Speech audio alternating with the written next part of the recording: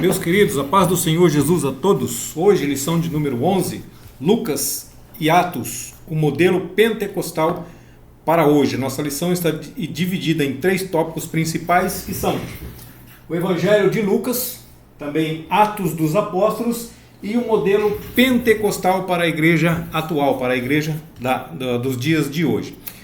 O nosso texto áureo está em Atos capítulo 2, versículo de número 4, que diz assim: E todos foram cheios do Espírito Santo e começaram a falar em outras línguas, conforme o Espírito Santo lhes concedia que falassem. Nossa verdade prática diz que a atividade do Espírito Santo e suas implicações na vida cristã são o padrão bíblico adotado pelo crente pentecostal, pelo cristão pentecostal. A palavra-chave aqui é Espírito, que no Novo Testamento ela que foi escrito em grego, ela é pneuma, ou você lê sem o P, pneuma. O primeiro tópico, o Evangelho de Lucas, o Espírito Santo no ministério de Cristo. Então, o primeiro subtópico, o Espírito Santo no Evangelho. Então, são 3 aqui também: o Espírito Santo no Evangelho, o Espírito Santo e o batismo de Jesus, e o Espírito Santo e a tentação de Jesus. Aliás, aqui é 4, tá? E o Espírito Santo e a missão de Jesus. Então, vai ser esses 4 subtópicos nesse tópico, o Espírito Santo no Evangelho. Lucas registra os fatos acerca da vida e da obra do Senhor Jesus Cristo. Lucas ele escreveu tanto o Evangelho quanto o livro de Atos dos Apóstolos. Ele escreveu os dois.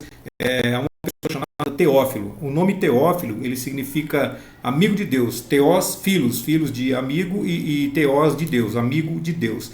E esse Teófilo ele financiou Lucas, ele bancou Lucas. Lucas era um médico, mas ele parou de exercer a sua profissão para poder avaliar minuciosamente tudo isso que aconteceu acerca do Senhor Jesus Cristo. Então Teófilo bancou ele, e ele foi passeando de certa forma, né? Ele foi visitando pessoas que participaram do ministério de Cristo aqui na terra. Ele visitou a própria Maria, ele visitou outras pessoas que compartilharam com Jesus alguns dias aqui nessa terra, entrevistou essas pessoas para depois colocar esses escritos no papel e chegar até os dias de hoje, que foi o seu Evangelho e também foi o livro de Atos dos Apóstolos, que se você terminar Lucas e começar a ler Atos dos Apóstolos, você vai ver que é uma sequência. Então ele termina o Evangelho, logo na sequência você já entra em Atos dos Apóstolos, que é uma continuação do Evangelho de Lucas, que na verdade não é o Evangelho de Lucas, é o Evangelho de Jesus Cristo,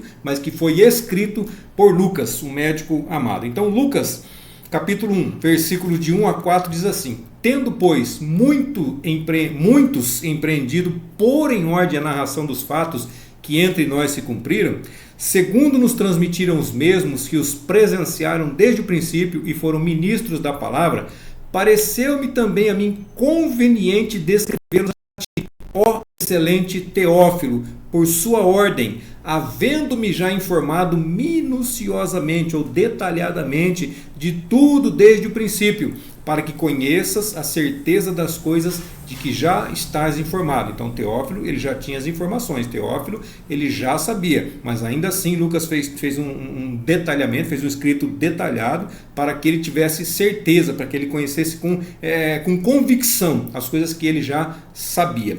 Então o evangelista aqui no caso Lucas ele enfatiza o papel do Espírito Santo no advento do Messias. Então quando o Messias veio, Lucas quer dizer que o Espírito Santo também veio com ele, o Espírito Santo estava com ele. Então a ação do Espírito Santo ela é percebida na vida do precursor de Jesus Cristo. Quem foi o precursor de Jesus Cristo?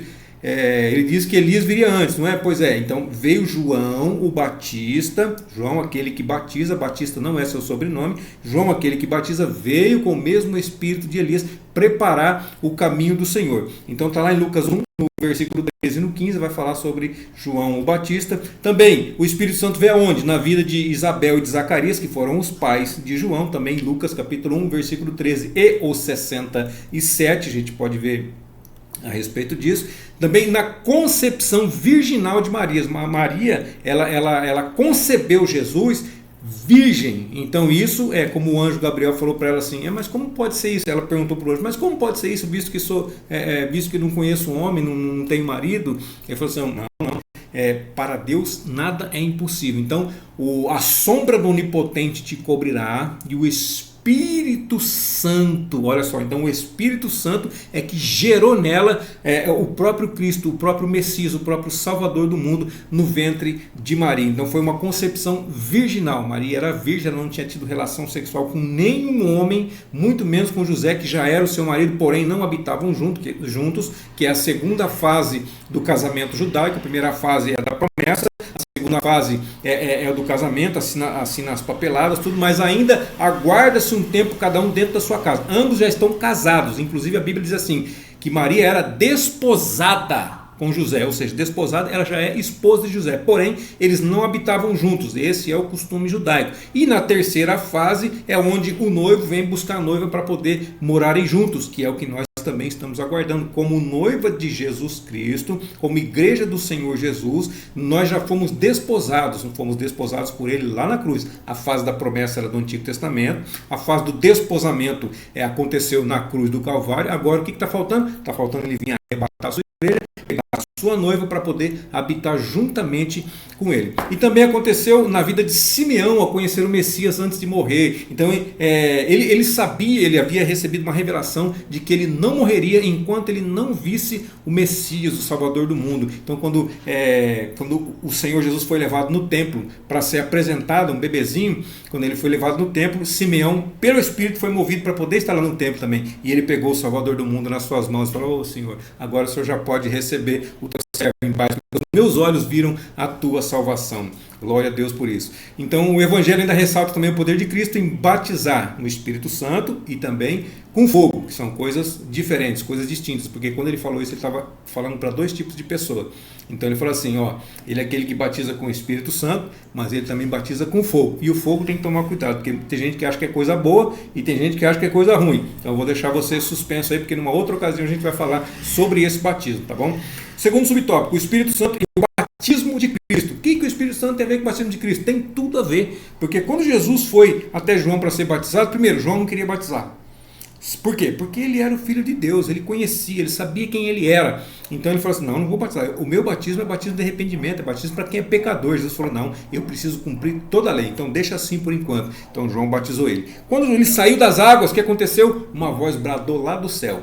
Olha só, uma voz bradou lá do céu, este é o meu Filho amado em quem me comprazo. E também isso, ao mesmo tempo, o Espírito Santo desceu como uma forma corpórea de uma pomba sobre ele, sobre Jesus. Então Jesus estava na água sendo batizado, o Pai bradou lá de cima e o Espírito Santo em forma corpórea de uma pomba desceu sobre ele. Então as três pessoas da palavrinha, que tem muita gente que não gosta quando a gente fala, né, da trindade, ou eu prefiro falar triunidade, porque é um só Deus em três pessoas. Tá ok? Então eu prefiro dessa forma. Então aqueles que não gostam, mas não esquenta a cabeça. É porque a Bíblia não relata, a Bíblia não diz, a Bíblia não, em nenhuma parte da Bíblia é escrito trindade, então tem pessoas que não gostam que falem dessa maneira, mas não tem problema. Nós sabemos que existem três pessoas em um só Deus. Essas três pessoas juntas, elas formam um só Deus. Isso é o que nós acreditamos. Nós acreditamos dessa forma.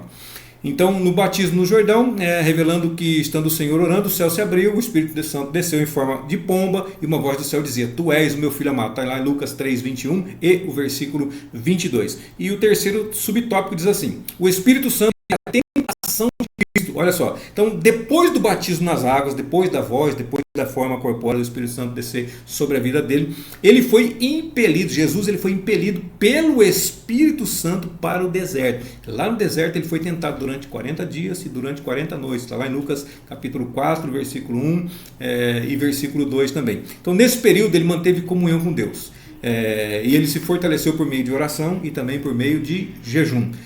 Então a vitória do Senhor sobre a tentação demonstra que ele estava capacitado para cumprir seu ministério. Então Cristo ele venceu o diabo pelo poder do Espírito Santo e pelo poder da palavra de Deus, que são as três últimas tentações finais. Tem muita gente que acha que foi só as três tentações finais que aparecem na Bíblia que ele passou desses 40 dias. Não, na verdade todos os dias ele era tentado. No finalzinho dos 40 dias aconteceu essas três últimas tentações. Últimas, nesse caso aqui, desses 40 dias, porque o diabo ele fica tentando o tempo todo o ministério de Jesus, ele aparecer de alguma forma, usando pessoas para poder tentar ele.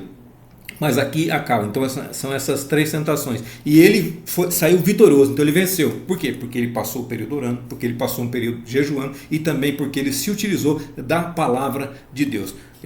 Quarto subtópico fala assim: o Espírito Santo e a missão de Cristo. Então Cristo ele veio com uma missão. Qual que era a missão dele? Ele veio aqui para morrer. Ele veio para morrer, para cumprir toda a lei e depois poder ressuscitar. E através da sua ressurreição ele vencia a morte e sem pecado ele vencia Satanás. E automaticamente ele tomaria a chave do inferno e da morte. Chave significa poder, não é uma chave física não, tá bom? Então significa o poder, significa o domínio. Então ele teria o controle da morte e do inferno ou do Hades, tá ok? Então Satanás já não teria mais esse poder seria tomado por ele novamente. Então a missão dele foi cumprida assim que ele ressuscitou. Ele cumpriu toda a lei e depois que ele morreu, depois que ele foi crucificado, ele teve o direito de ressuscitar. O resumo desse tópico diz que a unção do Espírito Santo esteve presente na vida e ministério do Senhor Jesus, capacitando-o a cumprir a missão para a qual Deus o havia enviado. Então Deus o enviou para uma missão e ele cumpriu cabalmente essa missão para a qual ele foi enviado. O segundo tópico diz que Atos dos Apóstolos, o Espírito Santo no ministério da igreja. Então, Atos dos Apóstolos, como muitas pessoas gostam de dizer, deveria ser chamado de Atos do Espírito Santo. Por quê? Porque em tudo aqui no livro de Atos nós vamos ver a atuação do Espírito Santo na vida dos apóstolos, na vida dos discípulos, na vida das pessoas de várias maneiras, de várias formas.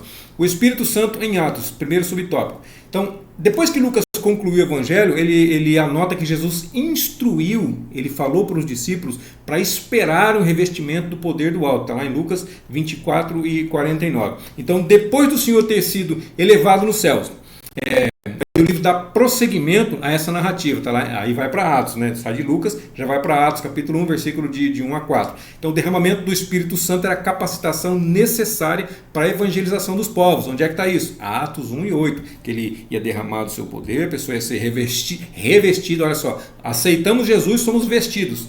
Recebemos batismo com o Espírito Santo, somos revestidos, ou seja, vestidos 2 vezes. Aí sim você está preparado para ir para a Judéia, para Samaria, até os confins da terra. Amém? Até então, não. Mas depois disso, sim.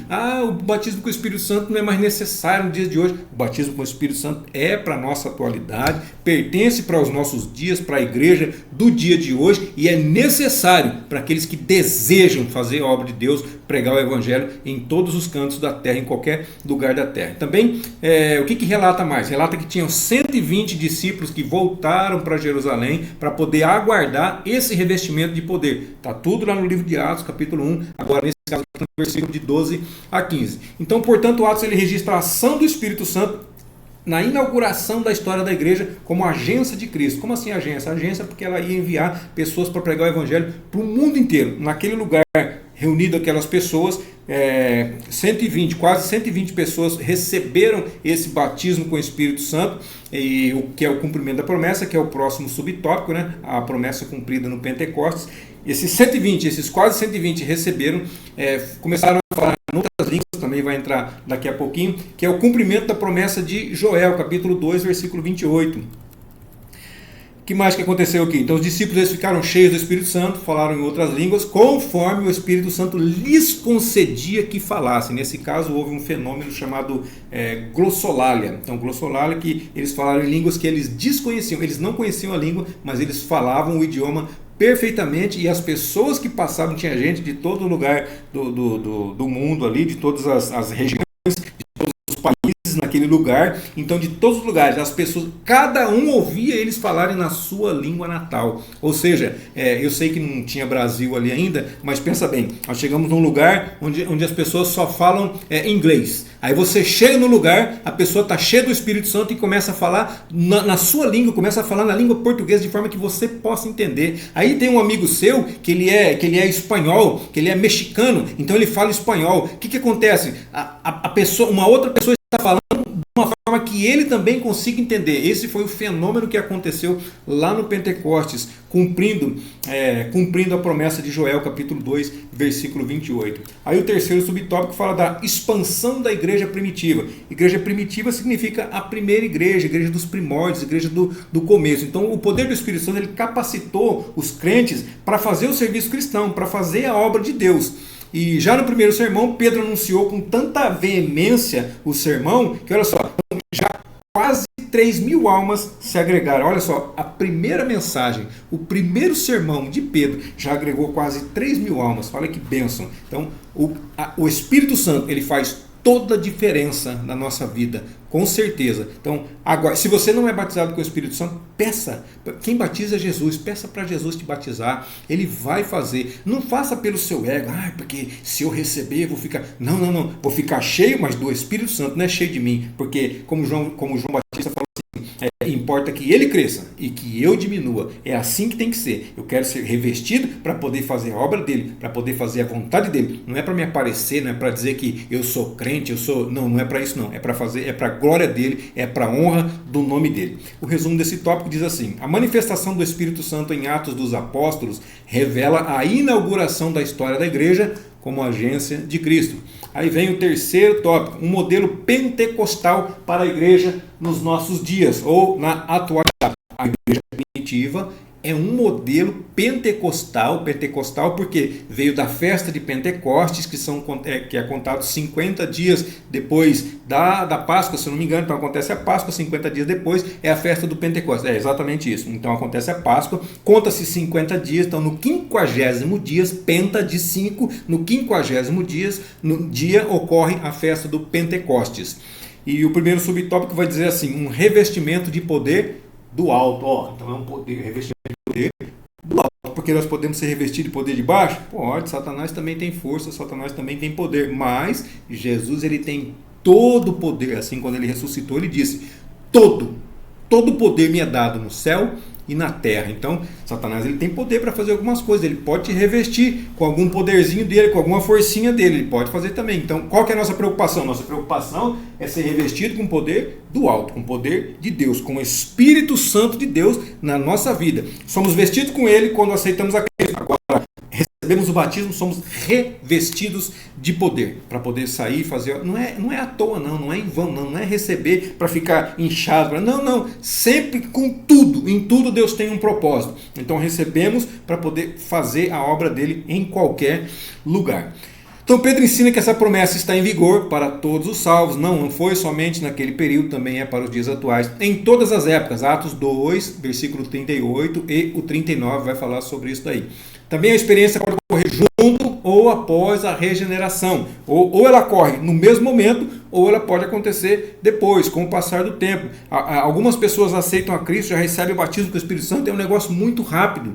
Mas também pode acontecer durante o período da sua vida cristã. Você vai vivendo, você vai servindo a Deus, e ele vai, com o passar do tempo, ele pode te batizar. Ele pode te batizar a qualquer momento, viu? Não é só no momento que você está cheio, só no momento que a igreja está pegando fogo. Não. Ele pode te batizar a qualquer momento. Eu particularmente recebi o batismo do Espírito Santo dormindo. Olha só que coisa, não estava nem pensando nisso, mas acordei falando em língua. Olha que coisa diferente, né? Experiência sobrenatural. Então pode acontecer a qualquer momento. Eu nem estava pensando nisso. Eu sempre pedi: Senhor, batiza, Senhor, batiza, Senhor, batiza. E nunca aconteceu. Eu ainda queria que batizasse numa quinta-feira. Por quê? Porque quinta-feira é um culto que tem pouquíssima gente.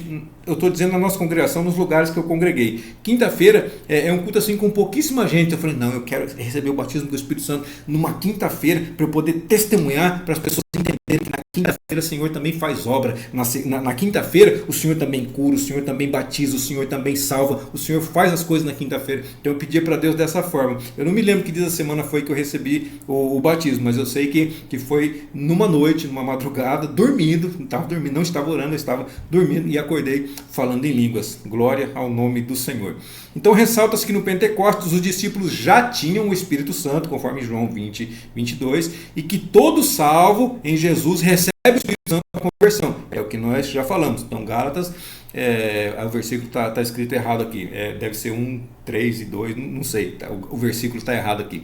Perdão, Gálatas 3 e 2. Isso, é o número que está errado aqui, mas não tem problema não. Gálatas 3 e 2. Então, o batismo com o Espírito Santo é algo distinto do Novo Testamento, ou seja, é alguma coisa atual depois de Cristo. Antes de Cristo não se tinha batismo com o Espírito Santo. Por quê? Porque o Espírito Santo ele tinha uma forma diferente de trabalhar no Antigo Testamento do Novo Testamento. Então, no Novo Testamento, o que aconteceu? Como a pessoa nasce de novo, como Jesus falou para Nicodemos, você tem que nascer de novo. Então, como a doutrina do novo nascimento é do Novo Testamento. Novo nascimento, Novo Testamento. Então essa doutrina é para os dias atuais. Como nós nascemos de novo, então o Espírito Santo ele pode habitar dentro de nós. No Antigo Testamento não havia novo nascimento.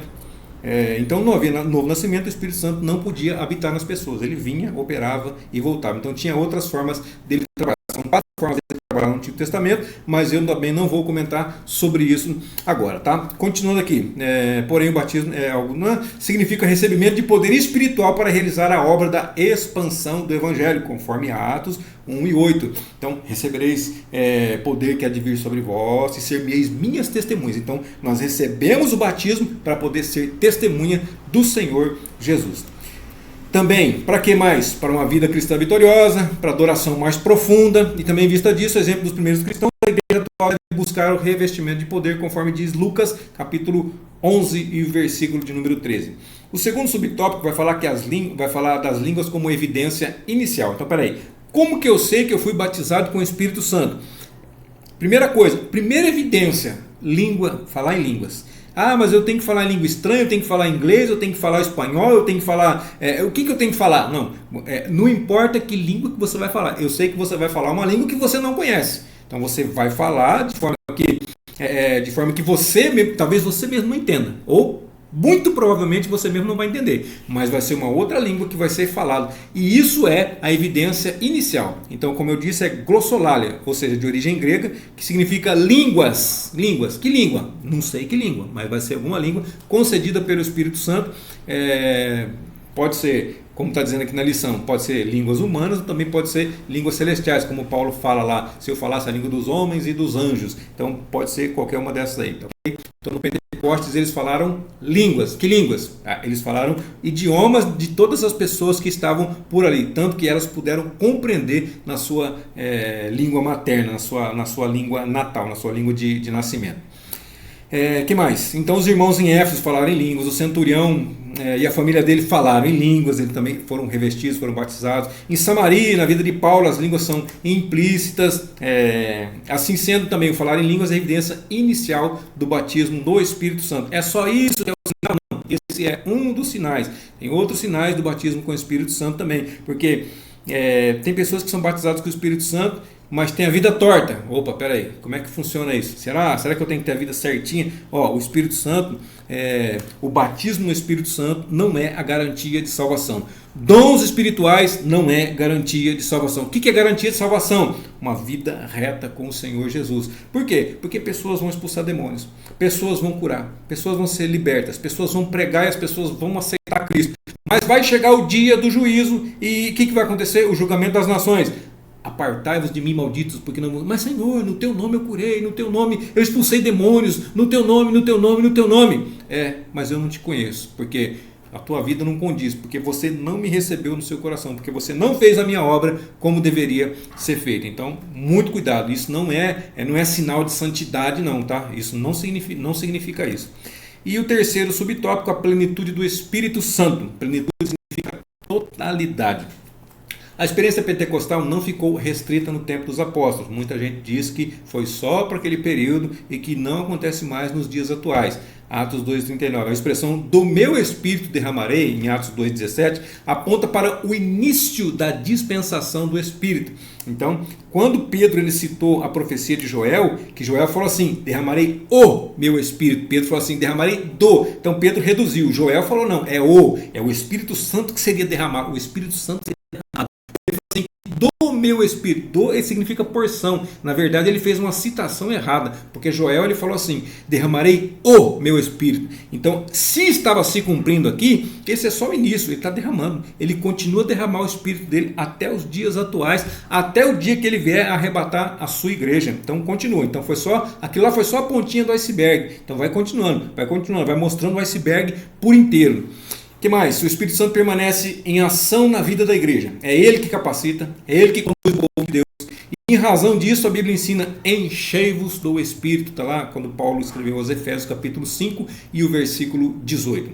O resumo desse tópico diz assim: a experiência pentecostal permanece atual na igreja, mostrando-se evidente na manifestação dos dons espirituais. Experiência pentecostal, dons espirituais, dons ministeriais, batismo no Espírito Santo. Então tudo isso serve para falar do pentecostalismo atualmente, nos dias de hoje, nos nossos dias. É para nós isso, tá? E para a gente concluir, Lucas descreve a capacitação do Espírito Santo no ministério de Jesus e também no ministério da igreja. Por quê? Porque veio Jesus, veio os apóstolos, e depois dos apóstolos foram aparecendo os demais seguidores da igreja, claro, né, os demais seguidores, e esses seguidores chegou até os nossos dias. Então Jesus não está mais aqui. Quem que é o representante dele aqui na terra? Somos nós. Então o Espírito Santo atua no ministério de Jesus, dos apóstolos, dos que deram sequência aos apóstolos, e continua atuando até nós, até os nossos dias, até a atualidade. Esse revestimento na vida do crente, ele não é apresentado como dom para a salvação. Está vendo só o que a gente falou lá? Não é apresentado como dom para a salvação, mas como a unção dos salvos para testemunho e serviço cristão. Esse é o padrão bíblico adotado pelo pentecostal, submisso ao ensino das escrituras sagradas. Então é importantíssimo que nós sejamos cheios do Espírito Santo, que nós recebamos revestimento de poder para fazer ainda melhor aquilo que nós já fazemos para o Senhor. Amém? Que toda honra e toda glória seja para Ele. Deus abençoe sua vida, sua saúde, seu ministério, e que até a nossa próxima aula, se assim Deus nos permitir.